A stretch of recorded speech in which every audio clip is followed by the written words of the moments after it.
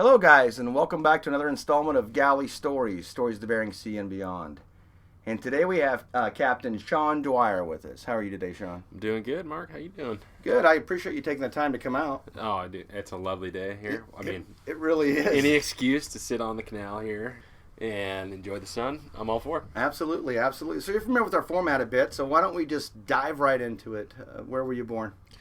I'm a Seattle boy, born and raised in Kenmore, just north of Seattle, but grew up here and got hooked on fishing at an early age, coming down to Ballard and checking out this whole environment down here. I mean, it got in early, and I'm stuck now. So I'm happy You to say be here. hooked, so what brought you down? Well, I figured it was a good chance, just one, to drop a fishing pun in, hooked, and two. So my parents, they met on a fishing boat, tendering in southeast Alaska. My dad was Pat Dwyer, born and raised in Seattle. He passed away almost 5 years ago now, due to ALS, Lou Gehrig's disease. Anyways, my dad was born in Seattle, one of six boys, right? They're all really great, Ivy League, military, follow the beaten path, and my dad was number 5. He didn't want anything to do with it. I'm going fishing. Yeah, he wanted to go fishing. He was a gearhead from when he was born, always taking stuff apart, putting it back together, like most of us, fishermen are. You kind of have to be that way, right? So his older brother was working for a bank doing repossessions, and my dad was, just out of high school, going to South Seattle Community College, doing some tech stuff down there, learning machining, because his mom told him, you got to go get a respectable job. You got to go work for Boeing. And so my uncle Paul needed a little help on a project, and so my dad got in the business of repossessing cars, boats. They never did any planes because neither one of them knew how to fly, but they worked on the deals. They were there with the guys who took off. So they got some really good stories of just going around here in Seattle, and most people are pretty respectable when they've got a repossession. They defaulted on their loan, they kind of know it's coming, they ride it till the end. But they had some good stories of people chasing them down with bats and guns and things. And that's what brought him to Alaska, strangely enough. They had a repo. So they went up to Homer, he and his brother, and they were working for the guy, the big dog there at the bank and doing all that stuff. And they were spending some time up there doing repossessions. And they had one story where they walked down the dock in Homer there, and they were not looking forward to doing it because it was a whole family that was living on the boat. It was like they bought this fishing boat, and they never really got the ball rolling, making money. They just that was the cheapest route to get the family. They were just living on it. Yeah, just off the off the beaten path. So they're going down there, and they're walking down the dock. The boat's all the way at the end of the dock, and there's this guy that pops out, and they're like, okay, well, maybe he's off the boat. I don't know. You can't quite see what he's doing yet. He reaches down and he picks up a 2x4, and he starts messing around. He puts it back, and he's all good there. And so then they're like, oh man, right on. That was not the guy. We don't have to worry. There's just some random dude on the dock, and they're walking down, and the family's on the boat, and it's not working, so they're not going to go disrupt the whole family. That's just not protocol. They come back, family's gone. It's been a while. They hop on, get the boat running. My dad hops down in the engine room, starts the thing up, goes to take off, and they got the tie-up lines all messed up because the boat obviously hasn't left town since liveaboard, and so they're trying to peel this thing off the dock, and down that same dock comes running this guy, that same guy they had just seen, and he's got a bat with him. And so my dad turns around, hops off the dock, grabs the same 2x4, and he's all like he's going to go up against the... No. His brother yells at him, they jump on the boat, and they steam off, and they had to take that one to Seward, I believe. So they had to go around the corner there at Cook Inlet. And so just kind of a crazy way to get your foot in the door in Alaska. And he started working in that south central Alaska area out of Seward and Homer, and made his way to Kodiak and started doing some tanner crab fishing down there. And then made his way down to southeast Alaska to Ketchikan, and that's where my parents met. It was in Ketchikan. They were both working on a tender, the Linda. It's still around today. I think it's like a 76 or 78 foot wooden tender with the what year would that been? That was I think that was 84. Because my dad was born in 61. And what year were you born in? I was born in 92. Okay. Yeah, so I'm 26. And yeah, so that was probably 84, 85. I think it was 84. I'm not sure entirely, but my dad was the engineer. My mom was the cook. They had a really great summer. That's the way my mom describes it. Way to go, Mom. Way to go, Mom. And my mom moved down to Seattle, and they actually they bought their first boat, the St. George, before they were even married. They were business partners. And then now, what was the St. George? The St. George was like a 90-foot steel boat. It was a crabber. And my dad had been up there. He'd been fishing. He made his way out to Bering Sea and back, and kind of fished all over Alaska. So he had the experience. He was ready to go. He had the experience. Through his dad, he was able to get a loan from his dad's boss. So my grandpa was working for a businessman that had a bunch of money, basically. He had a company that did a lot of the liquor importing stuff when the state was still controlling all that. Hey, they're still making a lot of money at that. Yeah, and so Grandpa was the accountant. And so when my dad came back with all these stories, Grandma still wanted nothing to do with it. Told him, you better go work for Boeing. And my dad said, no, I think there's a way to make money at this, not just fishing, but owning boats. And so he talked to Grandpa. Grandpa said, well, I'll run it by Mr. Smith, and we'll see what he wants to do. And so he gave my dad a loan. He bought the St. George, 90-foot steel crabber. And my parents got married the next year. So he bought that boat in 86. Parents got married in 87. They were fishing the boat in the wintertime, tendering in the summertime. My mom and her sisters, would come up and work on the boat, because my mom, born and raised in Ketchikan, Alaska, she grew up working at E.C. Phillips there in town, canning fish. And her dad, stepdad were both fishermen. The next generation above that, fishermen. So long. But your dad's the first fisherman on your side of the Dad's the first fisherman on my side. So my mom's got this long history. My dad was, repo man turned fisherman. Right. And seems logical. It seems logical, right? Both risky. So my mom, knew the gist. She, they met on a boat, right? So my mom was the cook, and my dad was the engineer, like I said. So mom would come up in the summertime and cook until she started having kids. Mm-hmm. And then were you the first? I'm the second. So my sister, Brenna, was born in 89.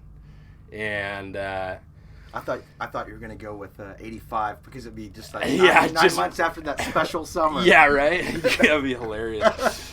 No, they waited. And so, they were doing the whole thing with spill recovery and all that when the Exxon Valdez went through. They were one of the boats that was, of many, that was chartered to do all that stuff. And just about every working boat in Alaska. Yeah, man, it was good way to do it. So they did all that stuff. And then in 91, the St. George actually sank in January. It iced up and rolled over, and the whole crew was lost at sea, unfortunately.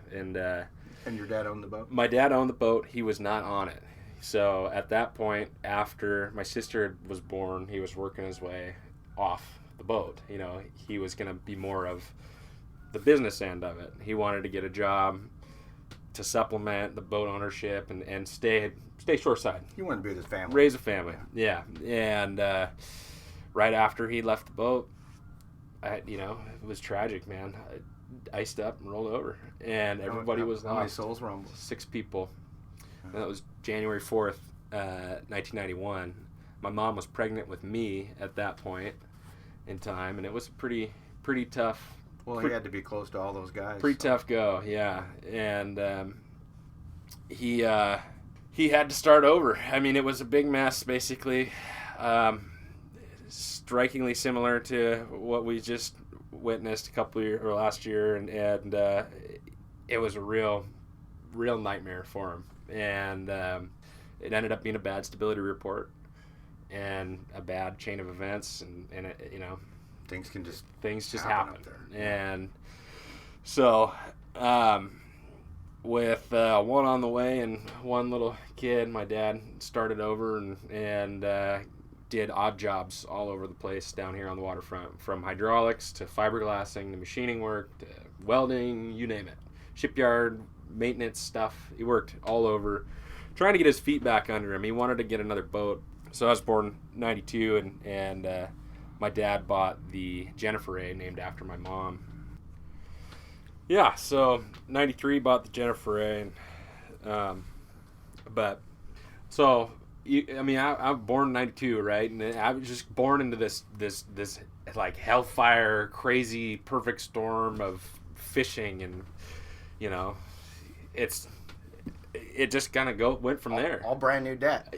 Yeah, right. I know. You asked me. Where I was born, and that's how I explained it. So I was born great. into a tangled web of the fishing industry, and so both my parents were my role models, and that's kind of where I Clearly, there was a lot of respect there, and a lot of who you become. It comes from there because. Again, yep, I did ask you where you were born, and you went right into this big old. Well, Seattle. That reminds me of my dad telling me the stories of jumping Fiats in downtown Seattle, where he grew up. Yeah. And no, it's all good. I think it's just paying respect and homage to your dad, Pat. Yeah. So, yeah, he bought that Jennifer A in '93, and I say my parents. I know that name. Is this boat still around, or? Yeah, still around. Sitting over here, it's just right across the way at Fisherman's Terminal. Ian Pittsman, Jake Jacobson were both running that boat. Jake ran it, I think, right off the bat when my dad bought it. And just having lost a boat due to stability, he was very conservative. It's 98-foot bender, nicknamed the rollover special. We were 26 feet wide and 98 feet long, and I can't remember how many were built, but I think of the 8 or 7 of them that were built, like 4 of them rolled over.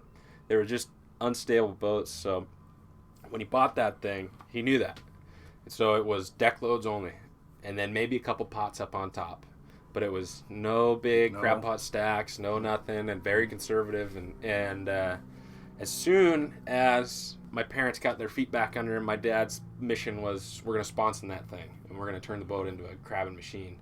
And in 98, he started that project, sponsoring the Jennifer A, 36 feet wide now. You were probably running around the shipyard at that point. I was running around the shipyard, man. Yep, picking up welding rods for spare change. Right. It was a whole family ordeal. The boat was sponsored in Everett, and we're living in Kenmore, and so my dad was running around going to the shipyard. I'm just a little kid, and I remember watching that thing once it was sponsored.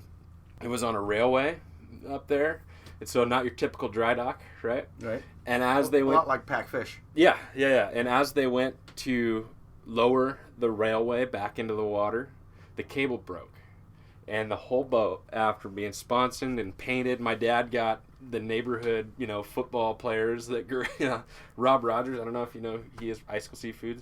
His son and the whole front line of the football team painted the boat. And this beautiful, big, fresh steel boat just wildly sailing down the runway. I'll never forget that sound of the cable just ping, and then just this like roar started, and we watched the whole brand new sponsored Jennifer A just sail off into Everett there. And I can't remember who was on the boat or how they stopped it. I think they had a tug that was back there that was close to it, and they grabbed onto it. But yeah. Imagine your dad's face. Oh my God! I think he was on the boat actually. I don't remember. I know we've got that thing on camcorder footage somewhere. But so I was a little kid running around on that, and that boat went out and got situated. And Ian Pittsman, who now owns Cape Caution, Summer Bay, Kona Kai, 3 or 4 other boats. He's a Homer guy that my dad had met. He was running the boat and did so for 14 years, I believe, and tendered for Trident and Norquest, Icicle. I mean, in fish, crab every season, fish cod, did all that stuff, and so the boat was off and doing its thing, and my dad was continuing to manage more boats. And how was he getting these more boats? He was working for Norquest, Okay. yeah, Seafoods, managing the crab boats there,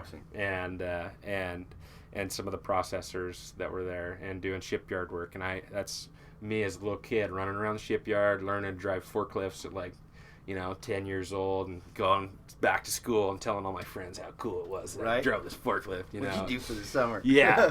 I neglected to tell them about the time where, I watched, I think it was the Aleutian Falcon plug into the shore power down there with a plug that was full of water and hit the breaker and blow the whole panel to pieces. And I swear to God, I almost, crap my pants. I was just deathly afraid. And I Are you still afraid of electricity? It's still something I think about every time I hit that shore power switch, plugging in a boat, And I didn't tell my friends about that part, because it wasn't nearly as cool as the driving a forklift. Forklifts. But I grew up around it all, and as soon as I could, I was working on boats in the shipyard, Nino gunning and painting, and so I'm 13, 14. My dad's diagnosed with Lou Gehrig's disease, ALS. I had no idea. I mean, it kind of came out of nowhere. And so, we're just, happy family. We got this crazy, weird job that my dad does. And, he's home a lot, but then he's gone for long periods of times. And it doesn't, I'm just a kid. It doesn't make any sense to me. But it's cool because I get to go down and work on the weekends and make money, right? Mm-hmm. And so you were getting paid. Yeah. Well, not much. It's like dollars. But, yeah. And then he's diagnosed with ALS, Lou Gehrig's disease, which I don't know if you're familiar with, but it's just the worst disease in the planet, man. I wish it upon no one. It's neurodegenerative. So basically the nerves can't talk to the muscles. That communication breaks down and the muscles just fade away to nothing. And it just takes your whole body. I mean, your whole body is muscle, right? But your mind's all there. But the mind is still there. And so here's my dad with all these crazy, wild stories and this big, pathway of how he got into the industry. And at this point, it's 2005. He's fairly well established. He's got his boat, his own boat, and he's managing 4 others and takes on a big project. And Norquest at that point is bought by Trident Seafoods, and he's working for Trident now, kind of as just like a port engineer, kind of liaison to the Norquest fleet, just helping everything go together. He knew those boats. He's a super mechanical guy, and then ALS just pulls the rug out from underneath him. And how old you were? 13, you said? I was 13. Yeah. And so for me, I don't think my parents told me until I was 14. They knew, but for me, I was, I remember watching my dad try to put some zip ties on my mountain bike. He was helping me because I rode mountain bikes, and I broke it and needed to zip tie some shit, and he was helping me, and he couldn't pull them tight. And I was like, well, this is not right. This guy's tough. Starting to click there. Yeah, and as soon as I was told that he had ALS, oh, okay, yeah, and once I learned what it was, really. So that was in the internet age. Did you start Googling the hell out of it, or? No, I mean a little bit here and there. And the crazy thing is, when I was in 2nd or 3rd grade, I did a project on Lou Gehrig, so I knew what it was. I'd already learned, and then I kind of dove a little deeper into it. But that's where, for me, I decided that I kind of made a decision at that young age that I wanted to do what my dad was doing. I thought it was cool. I thought the fishing industry was awesome. I loved coming down to Ballard, going to Alaska every summer. I was tendering that time too. And, it's just this family business that all of a sudden the main guy in the business, my mom also right by his side, but my dad was leading the pack, All of a sudden our guy he's got ALS, and there's no cure. Terminal illness. And this was still the Jennifer A. Yep. Okay. Diagnosed. Here's your lifespan, 2 to 5 years. What do it could go fast, it could go slow. We don't know. but basically we've ruled out every other option. We think it's ALS. So what's my dad do? He goes out and buys another boat. He buys the Brenna A, which is the old Shishalden. And it's a house aft boat. Jennifer A, house forward bender. Brenna A, house aft bender. He goes out and buys a boat. And my mom was like, I don't know. Sounds like he was trying to... He said, I always wanted 2 boats. Man, I'm not going to get it if I don't buy it. And I can make it happen. There's a good deal.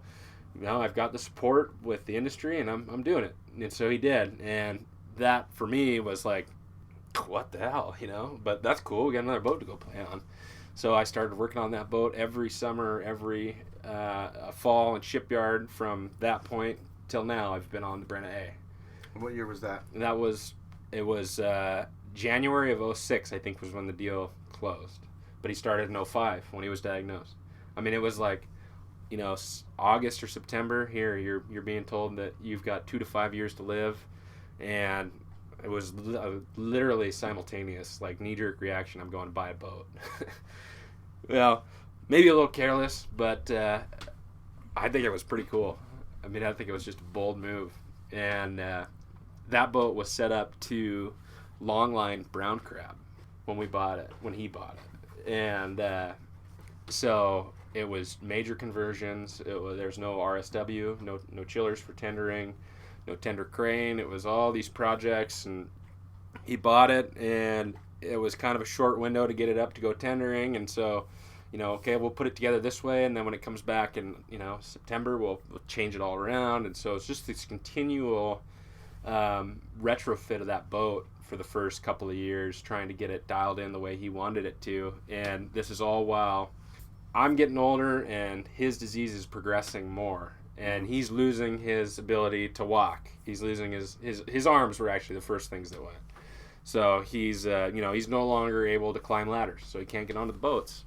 And so I'm doing more and more, and I'm learning the other side of the business while this is happening too, the business end, which is what he was really proud of. What he did was that he wasn't your average fisherman that went to the bar and blew all his money on day one of being home. He was an adamant businessman and very particular about his boats. And so I'd after school go home, and he would teach me things, and it was definitely not pretty at times. Were you climbing into the engine room at this point? Oh yeah. Did you go to the mechanical side more than... Mechanical side, business side, painting, learning about fishing, learning about driving the boat. It was like, well, hey, go do it.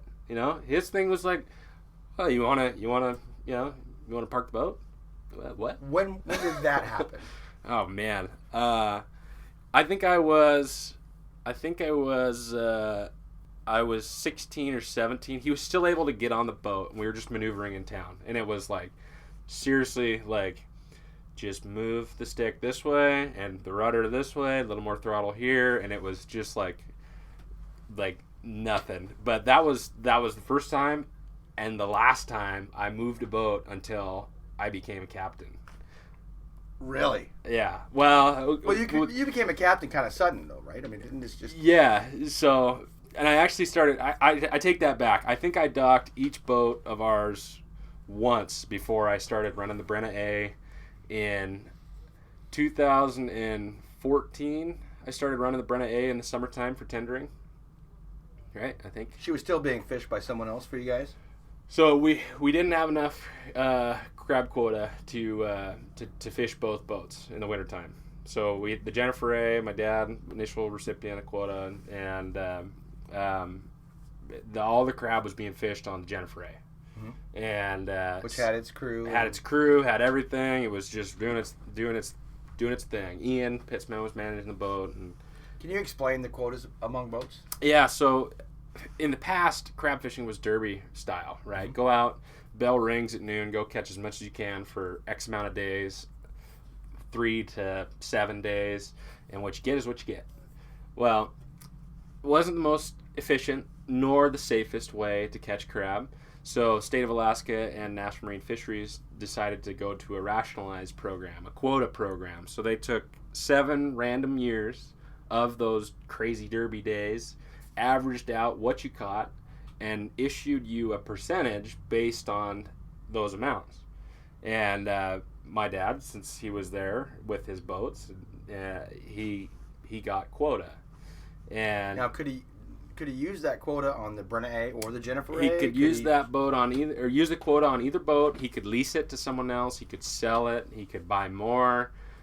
He could park the boats entirely and let someone else deal with it. But he felt that since the Jennifer A caught the quota originally, the Jennifer A and Ian were the boat, and the guy. She was also sponsored and ready to go. She was the crab killing machine, man. It was, and he said, "Oh no, that's all. Staying with that. We're not gonna, we go buy this other boat. It's gonna be just a tender. We're not gonna mess up the program. It's not fair to the crew. It's not fair to the captain, and that's just the way it works." And so he kept it all like that. And so we have one boat fishing crab, both boats tendering. Okay, should be specific on that, but. Well, yeah, any crab boat's going to be tendering. I mean, you got to make money, man. Boats. I mean, a boat on the dock doesn't make money. Look at the one you're sitting on. We're not making any money right now. No, we're not. We're making some good bullshit stories, though. She's paid off, but we're not making any money on her. Yeah. So, he kind of had that thing all figured out with the boats and the Brenna A just tendering and I graduated high school in 2010. My dad passed away in 2013, and my mom, very similar to kind of my dad's story, wanted me to go do more, to not be a fisherman. That was like her worst fear. Go work for Boeing. Be something else, Didn't you say you wanted to be an architect when you were like 4? You should go do that. Yeah. Remember when you put on this fireman's hat? Yeah, I still have that? Did you like that? Check out this picture. Yeah. I was hooked, man. I mean, I was born into fishing. You are your father's son. I was his shadow. I mean, he always joked if he turned around too fast, he'd step on me, and I'm sure he did a few times.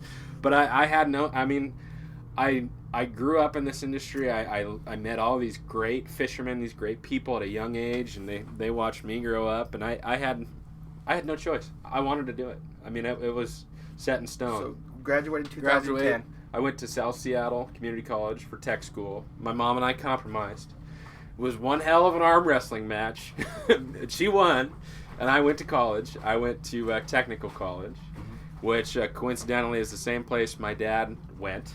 I didn't know that until I started going, but he took some tech courses there too. And so I have an associate's degree in diesel engines and heavy equipment technology. I got my ASE certifications to work on big semi-trucks. So I spent 2 years going to school every morning from 7 a.m. till noon working on semi-trucks and going to the shipyard from noon until 5 p.m. and working on boats. So I started crabbing, and all the while through high school, junior high, in tech school, all the while I'm tendering, and I've worked every summer, worked my way from deckhand time in that engine room to engineer, and when I was 18 and in high school, I was already engineering, the boat. But you weren't driving boats. I wasn't driving boats. I got to park one once. You might have done wheel watches, but you weren't driving them. I wasn't driving boats. I was engineer, and I worked for some great skippers. Lou LaFerrier being one of them. He used to own part of and run the Pro Surveyor. You may remember that big boat that sat right over here. Big crab catcher processor. Mm-hmm. And he honestly, I never got the chance to work on a boat with my dad. I did the very first year the boat went to Southeast. I worked with my dad on board for maybe 24 hours. He came on, but at that point, he was. Yeah. He has ALS. It already had him. Yeah. He had, everything was already in motion, and he had other things he was doing. He said, my time is not. There's people that can do that job better than I can, and I'm not going to do it. And right, yeah. They respected him for that. And he respected those guys and made everything work for him. And Lou LaFerrier being one of the guys I learned a lot from, he kind of taught me all about running boats, and he was a very well respected skipper. And I tried to pick his brain at every corner. And so my dad passed away in 2013, and it was I had just turned 21 and gone out on my first OP season, and my very first OP season was like 850 75,000 pounds, or 850. On which boat did you go? On the Jennifer Ray, yeah. Okay. Went out. So as soon as I graduated college, I was like, yeah, Mom. Going back to the... yeah. What's up? I said that. I graduated college. I went fishing. I went tendering that summer, and then that fall I went fishing. I went crabbing, and I fished Opies for my first time. It was a 4-man deck, and we had a guy get arrested, and so it ended up being a 3-man deck. And I saw ice, I saw big waves, I saw long Are you days. skipping over the story? What did they get arrested for? We don't really know. Okay, great big waves. And... we don't really know what he got arrested for, honestly. It was in St. Paul, of all places. How do you get arrested in St. Paul? He had some prior things. They knew, if they're going to get you in St. Paul, you're in real trouble. Part of the deal with rationalization is the consolidation of the fleet, right? So now you've got all these boats that were off the water. There's less people out there. Troopers know who's on each boat. Oh, yeah. They knew that we had this guy. There was 260. Now there's 75. I mean... Right. They're like, well, this guy might not be paying his taxes and has some other stuff we think is going on, so we're going to go and give him a visit in St. Paul. That was my introduction to the crab. Well, that's where you get the crabbers. They're either going to be... Totally, in Dutch, Akutan, or St. Paul. Totally. It was a trip. I went and saw that, and yeah, man. I mean, it was a good introduction to fishing. But that was my very first year fishing. My dad was still alive, and then that June in 2013 he passed away. So he got to see it come full circle. During that time, though, were you feeling the pressure build on your shoulders? Totally. I mean, I actually, so that year I flew home. I didn't take the boat across the Gulf, and which is something I had never done. I'd always kind of stayed there. When I was in high school, I'd fly out because I'd have to go take tests and shit. But I flew home because my mom was concerned that my dad wasn't going to make it through March. And I got home, and he was having some complications with stuff as, the disease progresses. Things like breathing and swallowing, they get harder. And so I flew home, and my dad was okay. And I think, honestly, I don't want to sound like selfish or... He was waiting for you? Yep. I think he was waiting for me to get home. Yep. And then once I was home and the boat was home, it was like, sweet, we got another project. My dad lived with ALS for 8 years. With a 2 to 3 year diagnosis. 2 to 5. 2 to 5. So that's pretty random in itself. Like, right. Who says 2 to 5 years? Like, that's pretty... Yeah, is it 2 or is it 5? Because I got shit to do. Is it 2 or twice as much as 2? Like that's a big window. But that's how that disease is, man, and it's terrible because you just don't know. And so we got home, we had all these things that we broke up there crabbing, and my dad was like, I can't believe you guys broke a winch, and it's like, well, haul a lot of crab pots over the side of the boat. Things break, Dad, and he knew that, but honestly, his mind was what kept him going. I think his drive, his determination, his ability to look forward to the future kept him going for years. Longer than people thought. And so I got home in March, went out and did big crabber style for my 21st birthday. We got a limo, a Hummer stretch limo, a white one. So we talk about this a lot in big crabber style, man. We talk about this a lot. The first big paycheck, right? Oh yeah. So it was a limo. It was my 21st birthday. And one of the guys I was working with, Dylan, he paid for it, but he lost his debit card that night. Oh, so who paid for it then? I don't think we paid for it at all. Well, I think I might have. I don't know. Honestly, I was hammered. But my 21st birthday, the boat got home on my 21st birthday. I flew home, like I said, because my mom was concerned that my dad was not going to make it. Right. And so I flew home, and then it was just this spark in his eye, and it was, we got a project, and we're going to the shipyard, and we're going to replace tail shaft. We're going to tune the wheels. We're going to sandblast the boat, and my dad taught me how to fix a boat properly, like how to do it right. Where to spend your money, where not to spend your money, and what's really important for the boat, and what it's going to take. But God, did he argue with me, and I argued with him, man. We were at each other's throats. And here he is, and I regret it now, of course, like everybody does, but we were arguing about the stupidest shit up until he couldn't even argue anymore. Right. But I think that's what really kept him going, and if he were here today, that would be what he would say too, I'm sure, because we did all kinds of things. We always had projects going, whether it was the house or, my dad wants a side-by-side, a Polaris Ranger that he can put his wheelchair on. Why don't you go buy one and build one? We did that. There you go. That's a project, man. Now he's got something to research. We did crazy things like that, and I think that both of us, with our determination to be, successful at what we do and be satisfied with our end project, was what kept both of us, going and at each other's throats. And so that was 2013. My dad died, and that was June 4th, and then I left to go tendering on June 10th, and I was engineering still. 2013. Which boat? That was I went to the Jennifer A. Actually, I was on the Brenna A all the way up until that point, and at that point I figured, well, no better time in the present, better swap over and learn the other boat. I'm not going to be much of a engineer or captain if I've only been on one boat all my life, and we own the other boat, so I might as well jump over there. And so I worked with Chell Stewart, and he ran the Polar Lady for years before that. He came over, was running the Jennifer A, and that was the first crab captain that I worked for, was Chell. And then I tendered for him that summer and was his engineer.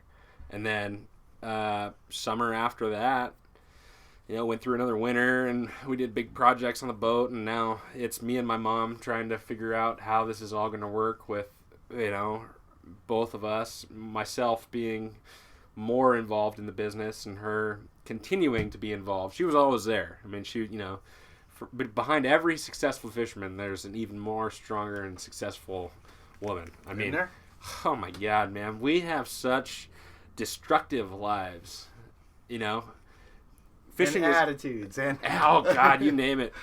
Fishing is hard on everything. I remember Ian telling me this. Fishing is hard on everything. Your hands, your life, your body, but most importantly, your relationships. And my dad got lucky. I mean, he got my mom, and she was tough.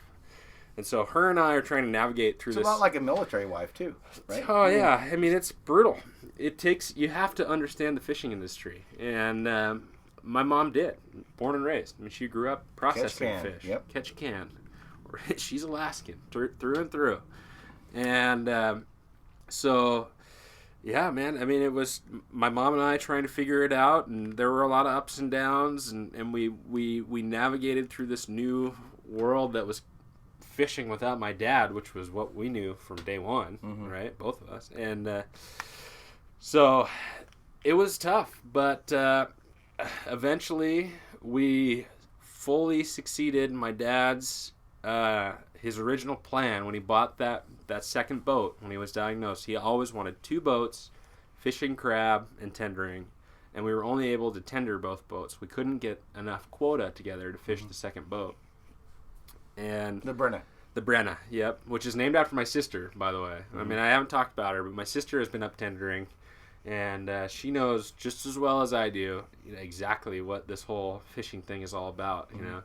Cool thing about your siblings is that it's the only other person in the world that's seen the world through the same perspective as you, right? We were both raised by the same people. No one else knows just how wild our lives have been. And I forgot to mention that, before my dad's ALS, my mom had cancer for 4 years too, of the appendix, which is not a good one, No.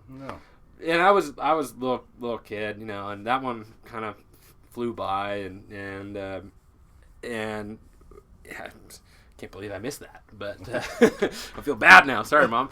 But Mom, we're just trying to fit it all into like an hour it's conversation. It's just like here, super hard to fit the whole story in there. Yeah. And she'll be the first one to tell you that our passion is raising funds and awareness for ALS. Because, my mom survived cancer. There's no survivorship from ALS. Yeah. And just last week, Stephen Hawking died. And the thing that drives me a little bit insane is that people forget that Stephen Hawking had ALS, Lou Gehrig's disease. He lived with it for like 50 years. Yeah. So some crazy amount like that. Yeah. But well, I can clearly tell you're it's just about it. It's people ask me about my story, and that's what it is. My dad was incredible. My mom was incredible. My sister and I have lived this crazy life that people don't always get the whole story of, and myself, for me, I've made it into the wheelhouse. I'm now running the boat year round, the Brenna A. I fish crab and I run the boat in the summertime tendering, and I'm also on the Deadliest Catch. There was a producer that found out my mom's blog. Basically, she had this blog called Crabby Mama, where in all these years, she's dealing with these crazy scenarios, and my dad's his disease is progressing more and more, and in that very first year I went fishing, she made this blog called Crabby Mama. Still out there, you can find it. Yeah, I was gonna say, can they find it? Yeah. You can Google it. Yep. And she was just like venting her frustrations. She didn't want a fisherman's son. This is a risky business, and that's all I ever wanted.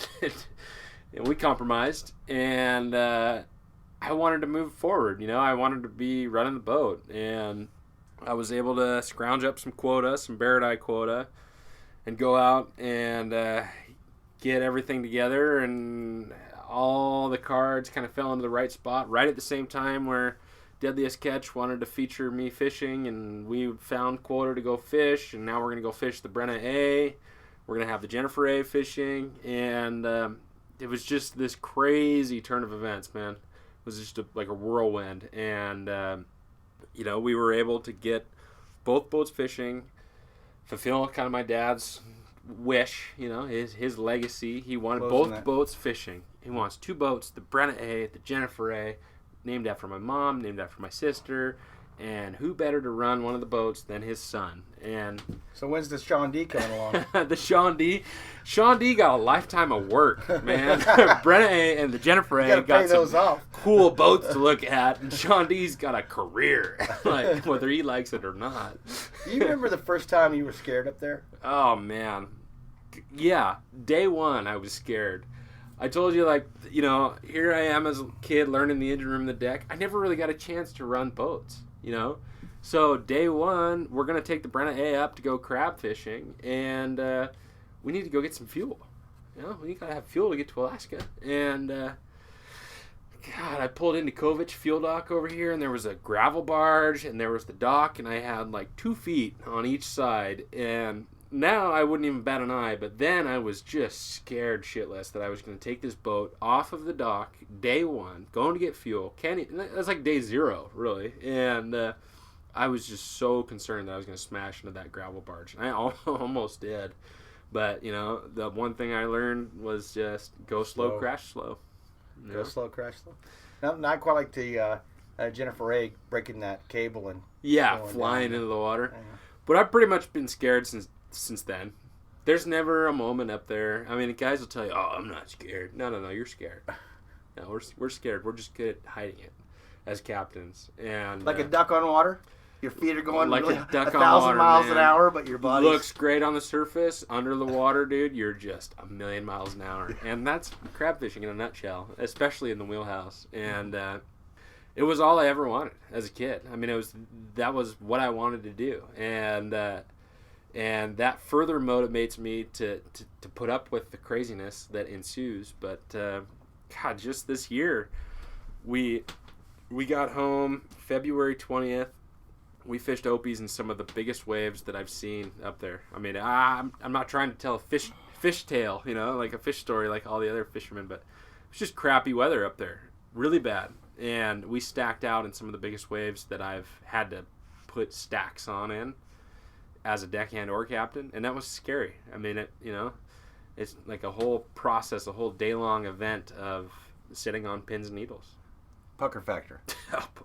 Intense. Intense. To 100%. Right. Yeah, it's a scary job. You got any advice for guys wanting to go up? I mean, you're still 26. I'm young. I don't know what advice I can give the guys, but what do you look for in your crew? I look for mind over matter. I look for the mental toughness. I look for guys that want to be there more than anything else in the world, and nothing is going to get in their way. Not a sore muscle, not an inability to learn on the first try. You can have a deckhand that maybe takes 2 days to learn how to do the job, or you can have a deckhand that takes 2 weeks. But the end could still be, one could be better than another, So what I look for is guys that just want it. It's the drive. It's not the bodybuilders. It's not the marathon runners. It's the guys that are strong mentally instead of physically. And that's what I look for. Where do you see yourself in 5 years?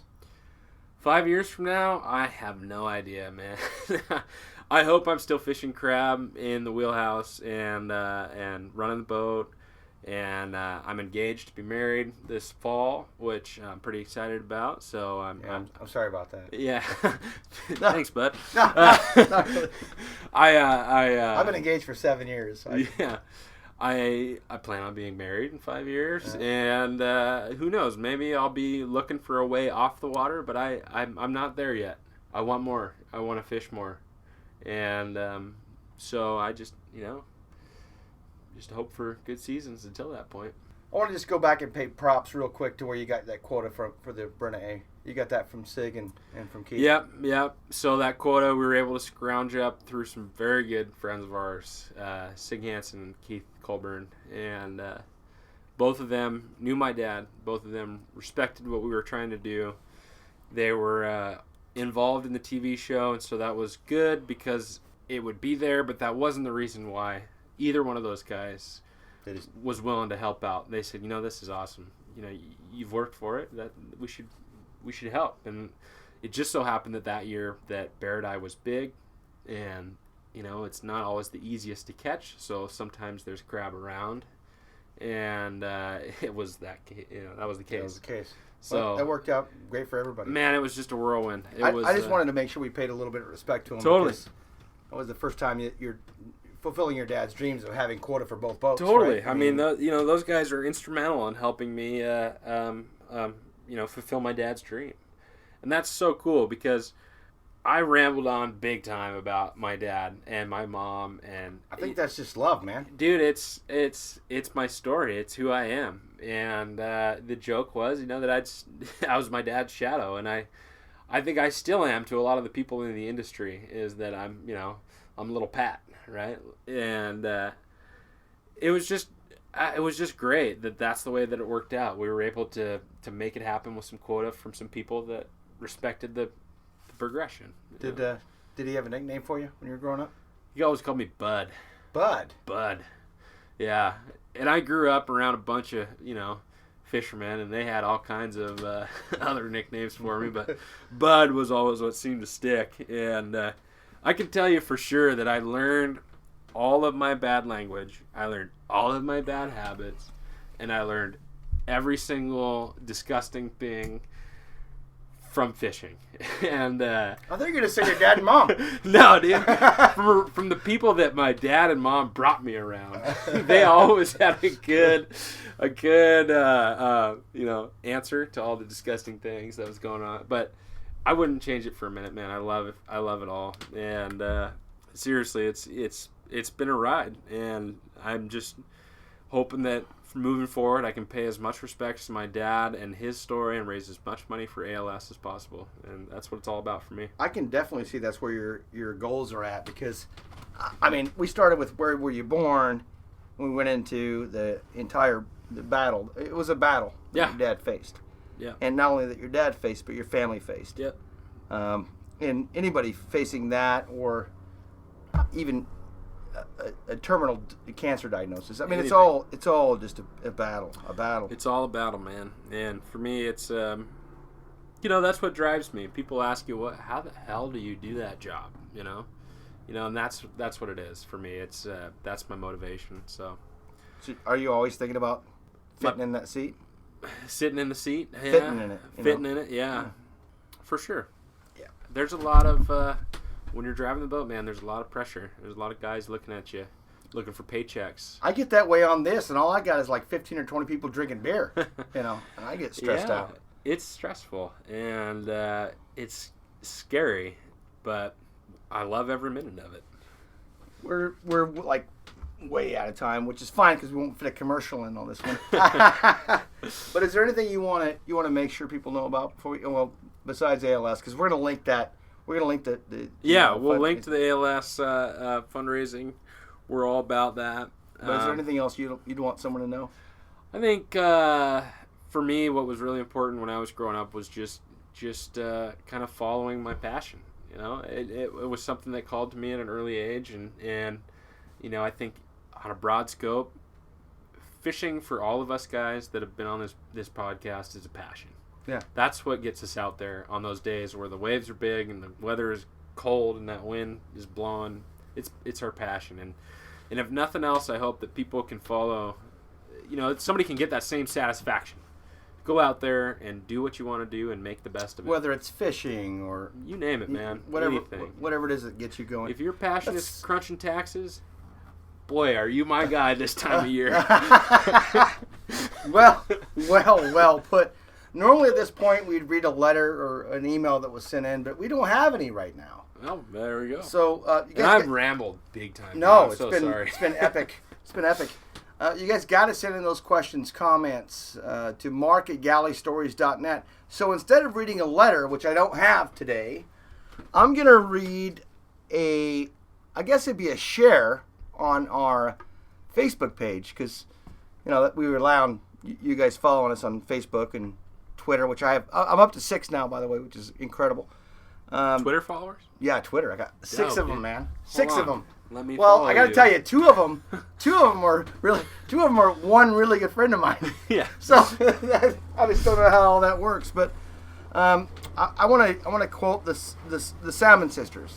Yeah. Which I'm gonna let you talk after I read what they say. Great people. But they actually tweeted, and I don't know anything about. I did not know anything about it before they shared it, and then I of course I googled the hell out of them because that's what we do.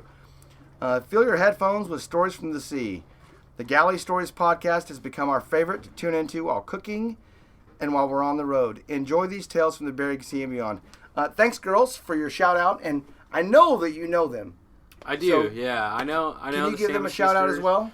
I just think it's awesome, man, what they're doing. They're 2 girls from Alaska, born and raised in the fishing industry just like me and just like a bunch of kids our age, and making the best of it, man. Sustainable seafood, sustainable clothing. They're taking this whole brand of Salmon Sisters and blowing it up, and it's going mainstream. And we're not trying to go commercial here. We're not trying to go commercial, but they're still fishing. They're still fishing. They fish every year, and the things that they're doing, people respect Alaska seafood more because of those 2 girls and their clothing line that has shown the rest of the world how special Alaskan seafood is. And that's what I mean of them just blowing it up is like, dude, they're showing how real this is. The families, the people involved, and you just can't get any better than that, man. Yeah. That's the same thing we're doing here is just showing the real deal. And that's what definitely. So we'll end with buy wild Alaska seafood. Totally. And if you can't buy wild Alaska seafood, buy wild seafood. Absolutely. Never the farm stuff, guys. Never the farm stuff. All right, guys. Sean, I can't thank you enough for coming on today. Well, I'm sorry for rambling away, but one question leads to another, right? And I couldn't be happier to share my story with you, Mark. I appreciate you having me here. It's been really good. All right, guys, this has been another installment of Galley Stories, stories of the Bering Sea and beyond. And again, I do encourage you to write in to mark@galleystories.net. Net like fishing, guys, like fishing. Follow us on iTunes as well. You can search for us there, Spotify, YouTube, blah, blah, blah. Look forward to seeing you next time. Guys, have a good one.